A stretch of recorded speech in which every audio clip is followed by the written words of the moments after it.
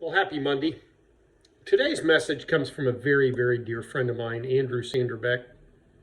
He's not an overly famous guy, but he's a wise guy, and not that kind of a wise guy. I mean, like, he's got a lot going on upstairs.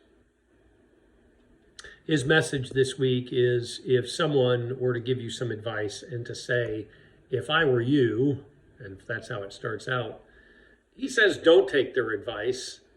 Their opinion is rooted in their own beliefs and what would be right for them. I agree with that for the most part. Absolutely. They're not you. You're you. Having said that a lot of times people do give us advice and when it's asked for, and we respond, or they start off with, if I were you. What I would say is tread very carefully with the if I were you advice.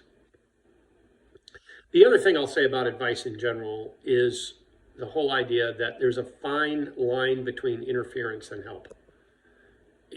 Help is when it's asked for, interference is when it's not. So be careful about the advice you give and the way you give advice, and be careful about the advice you receive and how it's given to you. Advice is a great thing. We need to have it, believe me. Many of our mistakes that we've made without advice or with only someone that agrees with what we say. So have a great week.